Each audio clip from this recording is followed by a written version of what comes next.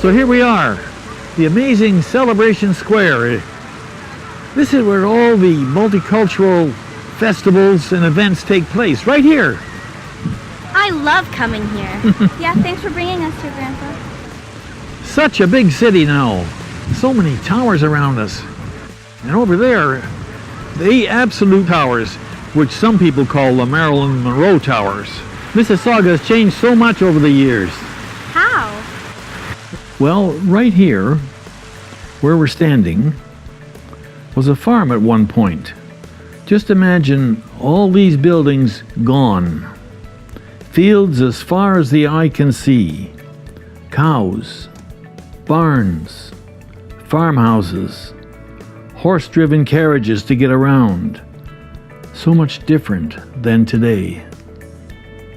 Settlers began arriving in the early 1800s, and Toronto Township, now known as Mississauga, is often referred to as the City of Villages. While most cities expand outwards from a central settlement, Mississauga is unique in that it is made up of crossroads, hamlets, and villages, each with their own distinctive history, that were joined together in amalgamation to form the city. The names of many of these villages are etched on the ceiling of council chambers at the Civic Centre. And some are found on road signs throughout the city.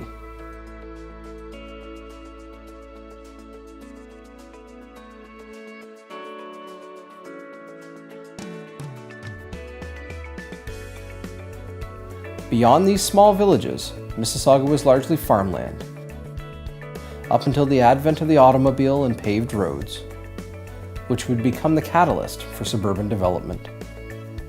Many affluent Torontonians looking to escape the hustle and bustle of the city built summer homes on lakefront properties here and along the Credit River Valley in the early 20th century.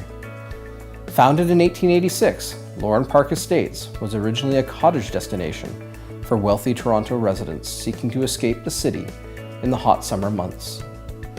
Residential subdivisions were developed in close proximity to travel routes for early commuters, such as the Credit Grove in 1912 and Hiawatha on the Lake in 1922.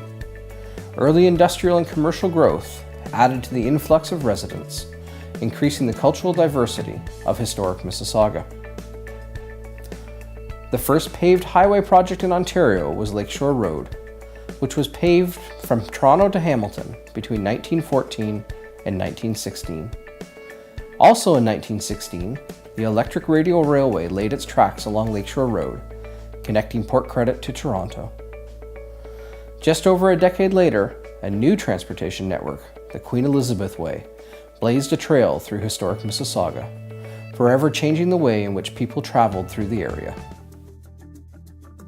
Well, construction began on this new highway parallel to Lakeshore Road in 1931, and that highway was built in response to an emerging traffic congestion problem along Lakeshore. That in 1914 there were only 250 cars a day moving along Lakeshore Road, but by 1931 there were over 10,000 cars now jamming that roadway. So the need for this highway was very real, and the government moved on constructing it. It took 8 years to build. By 1939, the highway did open, and King George inaugurated it, and it was named after his wife, Queen Elizabeth. One of the most significant dates in Mississauga is August the 29th, 1938. This day marked the arrival of the first official flight at Malton Airport, which is now known as Lester B. Pearson International Airport, Canada's largest and busiest. Some of Mississauga's earliest industries included St. Lawrence Starch in Port Credit, which produced corn-based products with names that were familiar across Canada. Cooksville Brick was another large employer. It opened in 1912, and by the 1940s was the largest supplier of brick in Canada. The advent of the Second World War saw wartime industries emerge, such as Victory Aircraft, building the Lancaster bomber in Malton, and the Dominion Small Arms Limited munitions factory in Lakeview. Small Arms Limited employed an extraordinary number of women and created opportunities for them to enter the workplace like never before. Wartime industries in Malton and Lakeview also created a demand for housing, which led to the creation of Victory Village in Malton in 1942 and other similar housing developments of the era. Mississauga's connections to conflict are not only on the home front, but also abroad. Many of our citizens have participated and continue to participate in missions overseas, and our fallen are remembered at cenotaphs, honor rolls, and cemeteries located throughout Mississauga. The cenotaphs speak to the evolution of the city. Most of them predate the city of Mississauga and are connected with a historic smaller village, community, or local legion. In 2011, the city unveiled the Mississauga Civic Memorial. This was to recognize Mississauga citizens who have given their life in the service of their community. We will remember them. The mid-1950s was a boom period in historic Mississauga, following the success of the Victory aircraft in Malton and the famed Lancaster bombers during the Second World War. AV Row Canada established a prominent aircraft manufacturing facility in Malton, which evolved into one of the largest entities in the British Commonwealth. By 1957, at the height of the Cold War, AV Row Canada employed more than 15,000 people at its plant, with approximately the same number in associated industries doing contract work for AV Row in the development of the prototype CF-105 all-weather jet interceptor, better known as the Avro Arrow. Amidst great fanfare, the Canadian aviation industry seemed poised for a bright future. However, the program was abruptly cancelled on February the 20th, 1959, and subsequently the 5 completed aircraft and all in production airframes were ordered destroyed. The date of the cancellation, known as Black Friday, saw the sudden mass unemployment of approximately 7% of Toronto Township's workforce. What we lost when they destroyed this beautiful plane, we could have, it's not too dramatic to say we might have lost our souls. This meant so much to Canadians. After World War II, modern suburban development began in Mississauga with, in 1953, the Ship Corporation started to build the typical subdivisions that we see in Mississauga. And these were relatively complete communities. They had schools, they had community centers. They were designed as new, modern, complete cities. The only thing lacking really was sufficient employment. So this began the era of what I call the dormitory or bedroom suburb in Mississauga. So to assist in easing the commuting burden, the government of Ontario started the GO Transit line, and the first one was along Lakeshore, and it had a great impact on Port Credit. And what it did is it spawned actually the first wave of intensification of built form. So when you look at Port Credit today, you see a lot of tall buildings which have become important rental housing for the community, and it's created a kind of affordability and a way of living in a beautiful place like Port Credit with its waterfront, but also having the means or the way to get into other areas where work is available, including downtown Toronto and now Hamilton.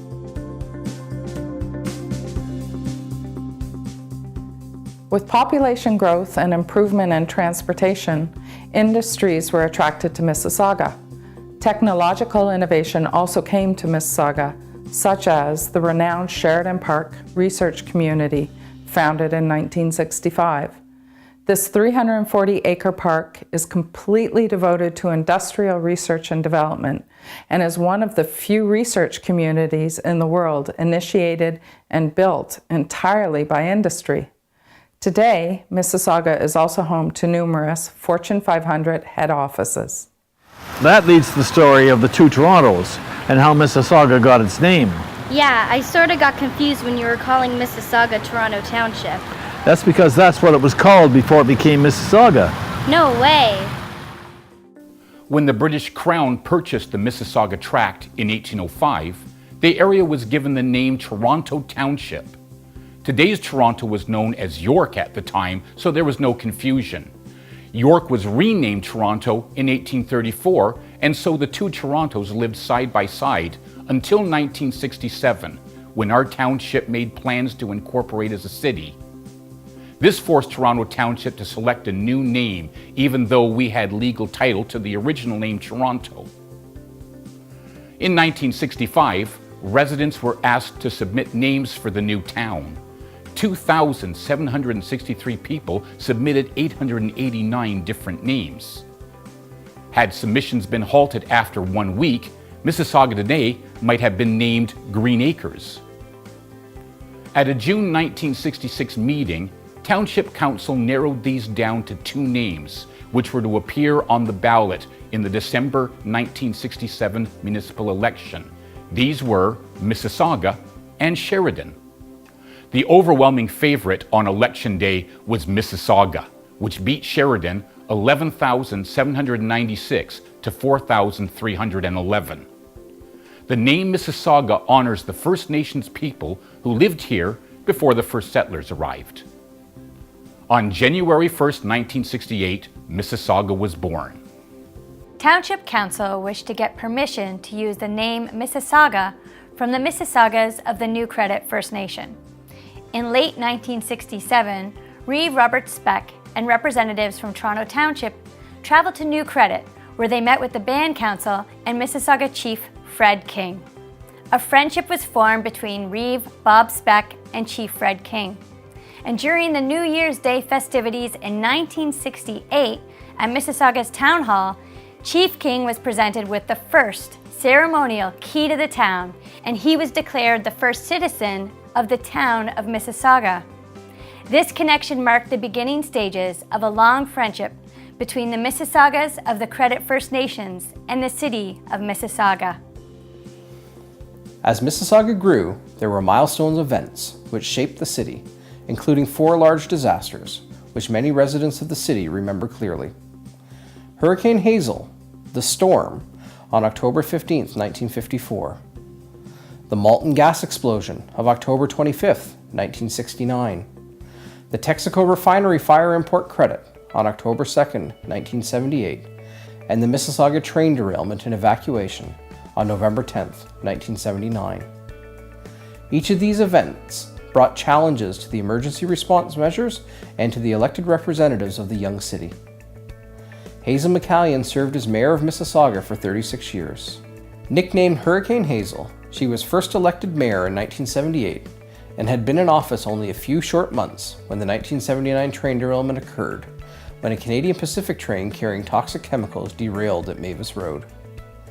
McCallion, along with the Peel Regional Police and other governmental authorities, oversaw the evacuation of the city. There were no deaths or serious injuries during the Mississauga miracle, which saw the peaceful evacuation of over 200,000 residents. I think one of the highlights of my term was the derailment in 1979.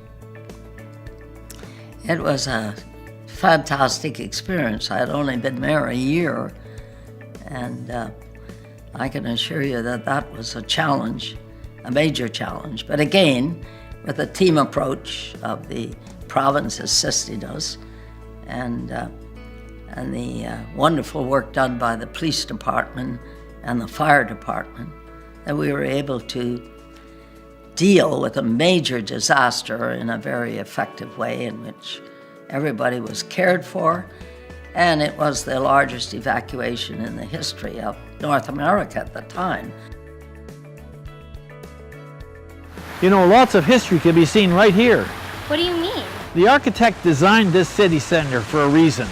And according to what I've heard, the big thing in front of us is the barn, the old barns that were all over Mississauga. Above it is the farmhouse, theoretically. And then there's the windmill tower and the silo. So the whole thing speaks to the past. Wow, I had no idea.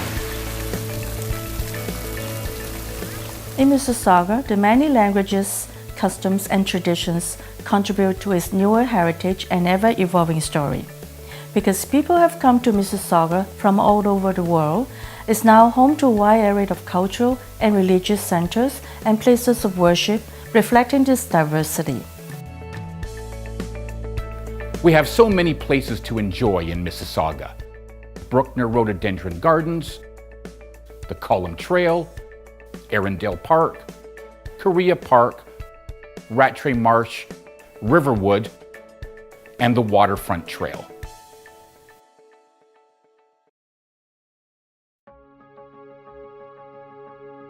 So where to now, Grandpa? Since you're so curious, I'm taking you somewhere special. One of the oldest houses in Mississauga.